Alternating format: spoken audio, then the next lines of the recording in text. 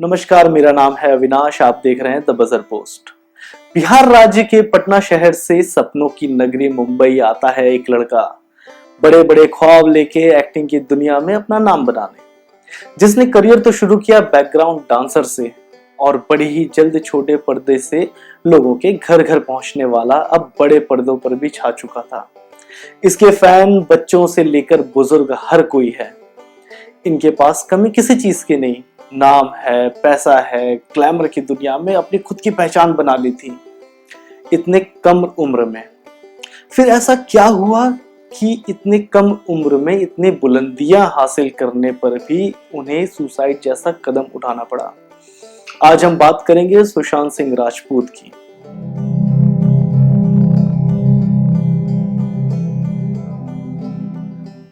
बॉलीवुड अभिनेता सुशांत सिंह राजपूत ने मुंबई के बांद्रा स्थित अपने फ्लैट पर आत्महत्या कर ली और इस खबर से बहुत सारे फैंस अभी तक शॉक से बाहर नहीं आ पाए हैं। पुलिस मामले की जांच कर रही है। उनकी आत्महत्या के पीछे का कारण अभी तक नहीं पता चल पाया क्योंकि पुलिस को किसी तरह का सुसाइड नोट नहीं मिला। कुछ दिनों पहले सुशांत की एक्स मैनेजर दिशा सलियन को भी मुंबई में मृत पाया गया। मुंबई के मलाड के एक फ्लैट के 14th मंजिल से कूदकर उन्होंने आत्महत्या कर ली थी।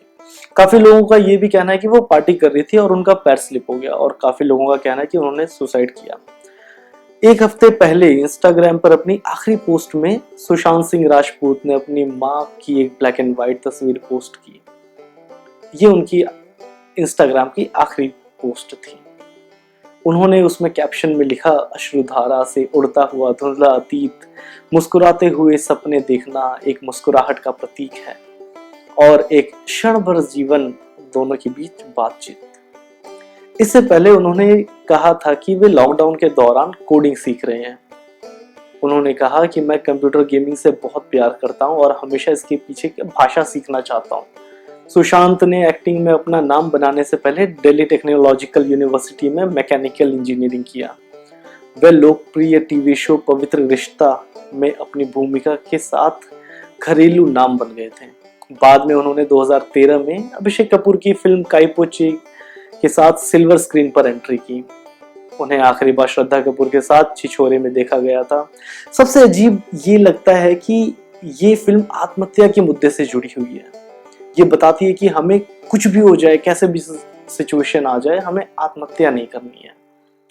फिल्म मेकर महेश भट्ट के साथ काम करने वाली राइटर शोरिता सेनगुप्ता ने सनसनीखेज खुलासा किया है। उन्होंने बताया कि महेश भट्ट ने सुशांत से लगातार बिगड़ती मानसिक स्थिति को पहले ही देख लिया था।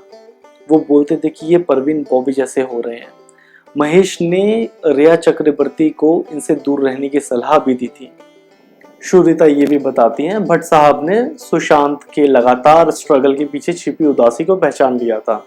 ये बिल्कुल वैसा था जैसा उन्होंने परवीन बॉबी में देखा था। उन्हें पता था कि दवा के अलावा इसका कोई इलाज नहीं है।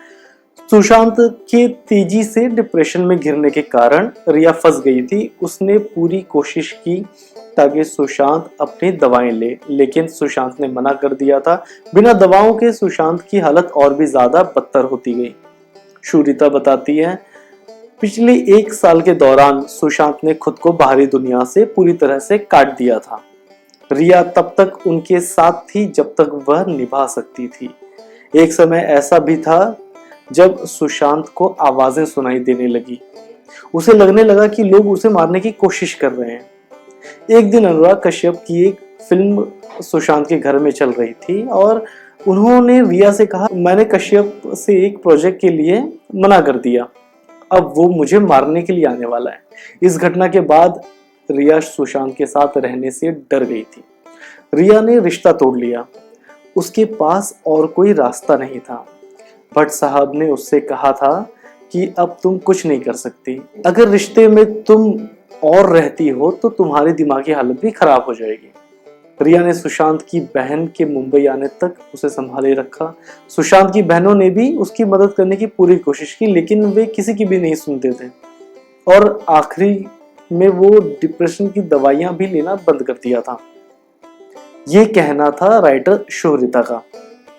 और ये वही महेश भट्ट है ना जिसके बेटे का नाम टेररिस्ट हेडली के साथ जोड़ा गया। जिनके संबंध अंडरवर्ल्ड के साथ थे। और परवीन बॉबी के अंतिम दिनों में भी महेश भट्ट ने यही सेम बात बोली जो उन्होंने अभी सुशांत के लिए बोली।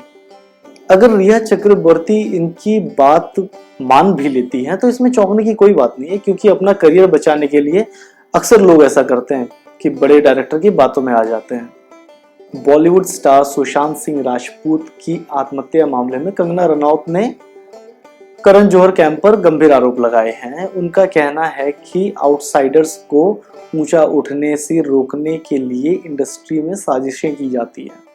उन्होंने कहा कि सुशांत ने ये कदम उठाकर उन लोगों को जीत दिलवा दी जो भाई भतीजावाद, नेपोटिज्म को बढ़ावा देते हैं। ये सब फिल्मी माफिया हैं और ये ग्रुपिज्म में यकीन रखते हैं। कंगना ने कहा, अभी तो मैं पूरी तरह से सदमे में हूँ, लेकिन ये क्या क्या हुआ होगा सुशांत के साथ, क्या क्या उन्होंने सहा होगा, झेला होगा कि उन्हें ये कदम उठाना पड़ा। वो फैमिली से दूर रहते थे, माँ को खो चुके थे, शायद उनके पास इमोशनल सपोर्ट बिल्कुल भी नहीं बचा था। ऊपर से जिन लोगों ने आपको फील करवाया कि आप स्टार बनने के लायक नहीं हैं, आप अनवांटेड हैं, ये सब सुनकर आप ऐसे कदम उठाकर उन लोगों को जिता दिया। उनके खिलाफ नेगेटिव कैंपेन चलाए जाते थे और उनके करियर को बर्बाद करने के लिए पूरी तैयारी की गई थी। ये बॉलीवुड इंडस्ट्री है ही ऐसी कि संजू को बाबा बना दिया और सुशांत को विलन। चलिए मान लेते हैं अगर कोई अल्कोहलिक फेज से गुजर रहा है, तब भी आप कौन होते हैं उसके बारे में चुगली करने के लिए? क्या पता इंसान 6 महीने बाद उस फेज से उबर जाए। जब संजू अल्कोहलिक फेज से गुजरते हैं तो वो बाबा हो जाते हैं, वो बहुत कूल होते हैं, उन पर बायोपिक बनती है। लेकिन जब सुशांत गुजरते हैं तो वो विलन बन जाते हैं।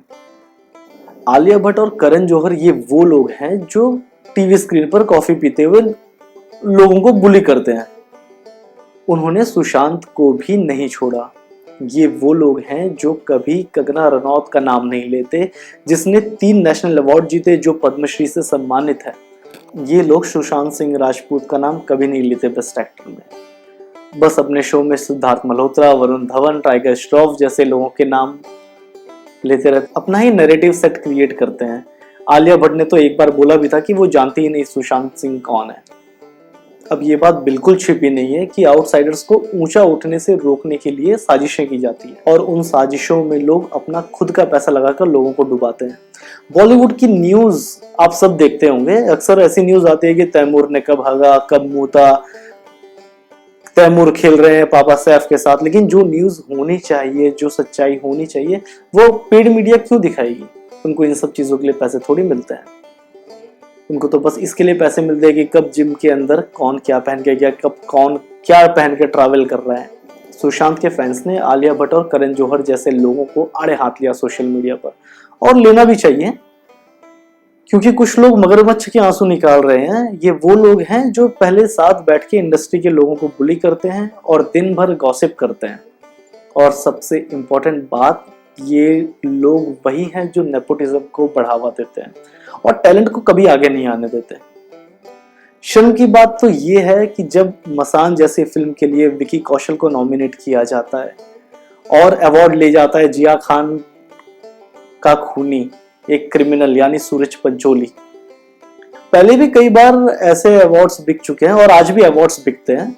इमरान खान को मिला जाने तू या जाने ना, जिनकी एक्टिंग का ए नजर नहीं आता, एक्सप्रेशन का ई नजर नहीं आता। अनन्या पांडे को भी मिला है बेस्ट एक्टर डेब्यू का अवार्ड, और ये सब तो बहुत पहले से चला आ रहा है। फरदीन खान ले जा चुके हैं बेस्ट डेब्यूटेंट का अवार्ड।